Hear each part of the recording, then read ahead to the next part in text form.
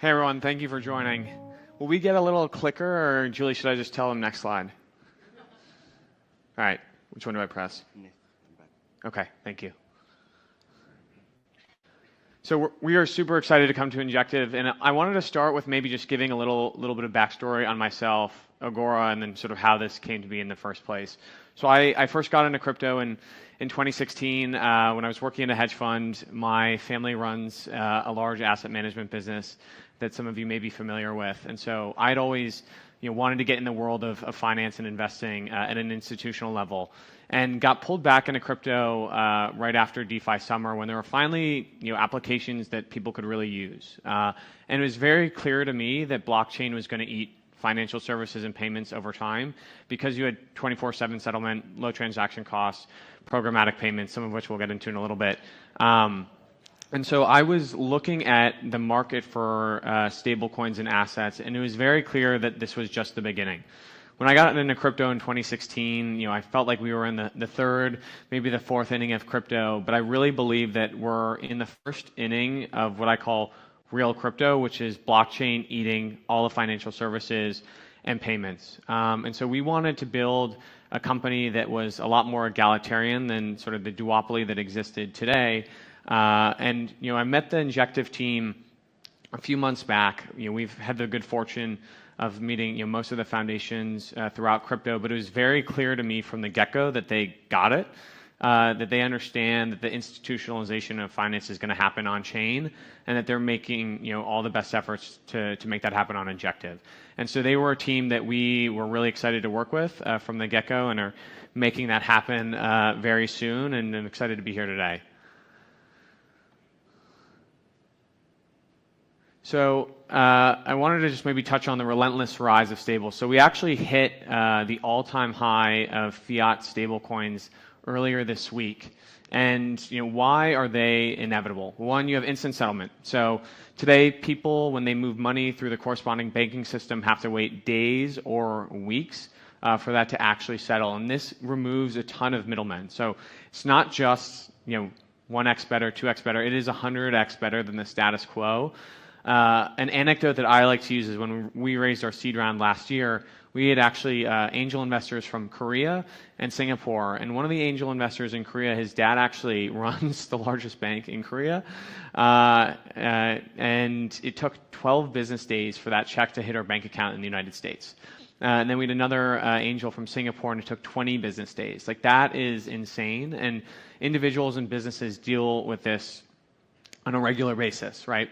You also have low transaction costs, the exporting of financial freedom, 24/7 money movement, so you can shift risk 24/7, you can trade 24/7, and it's really expanding U.S. financial freedom to the world, right?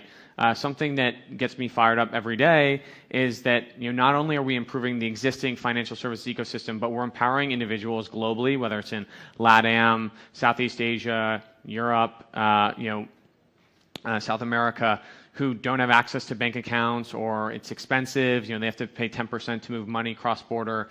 And we're really solving that from the ground up with stables. And stables are going to be the stepstone to making tokenized assets a reality, right? So something that we'll be excited to work with the Injective team on is having instant redemptions for tokenized treasuries on Injective, and being that interop layer between tokenized products as they come to the ecosystem.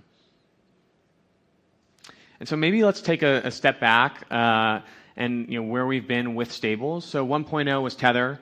They were the real visionaries that helped move dollars on chain.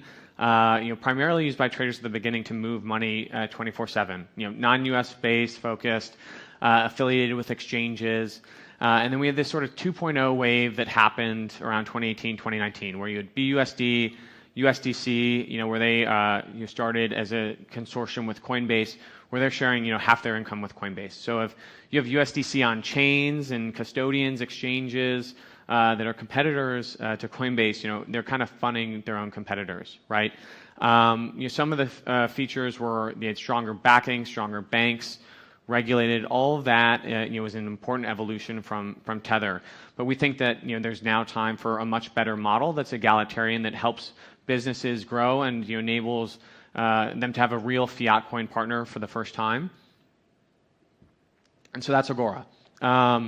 You shouldn't have conflict of interest when you're global money, and we want to be global money. And so our view is that if it's your platform, whether you're an app, an exchange, a fintech, you should be earning the majority of the income from the stablecoin that's on your platform, because it's really you and your users that are generating utility and liquidity for these assets, right? If no one accepted or utilized USDT, USDC, AUSD, those assets would have no inherent value, right? It's all about the network and liquidity. And so we're excited to really take the $10 billion that we view existing stables rent seek out of crypto every year and push it back to these ecosystems so they can recapture a lot of that economic value that's getting sucked out each year. We also think that the market structure is very different, and it's time for this, right? When these exchange-backed stables launched, there was no DeFi. You didn't have institutional-grade assets. You didn't have this sort of multi-chain world, right? And so that's why we started the business. And so, yeah, this sort of goes into what I just talked about. We are primarily focused on the non-US market. As you think about stablecoins and money movement, right? It's relatively easy in the United States to move money from one bank account to another. If we're being intellectually honest, Venmo is kind of just as good as a stablecoin. And so we're really focused on our impact in Asia and in Latin America, and that's why many of our partners are based there and why I spend a lot of my time here as well. So Dragonfly led our seed round. We also had some of the largest Asian exchanges participate, and so we're excited to continue to really take over in this region, and are focused on really localizing our team here. So we already have quite a large team and focus in Asia.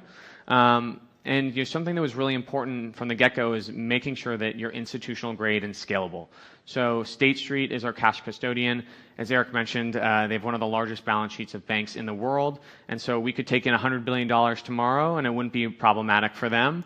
They would probably ask where that $100 billion came from, but they can manage it. And so to date, we've minted over 70 million. Had about 40 million in daily on-chain volume earlier this week. We've already surpassed PyUSD, so that makes us in the top 5 of fiat-backed stables, and so we're excited to go after USDC, USDT, over the next couple of years. We've done $1.5 billion in volume and hundreds of thousands of dollars transactions made. Yeah, that's it. So we're excited to dive in with Injective. Very, very quickly. So the final chain upgrade will be ready soon, and we're planning to work very closely with your favorite applications on chain like Helix, Hydro, Dojo Swap very soon. So thanks everyone for the time.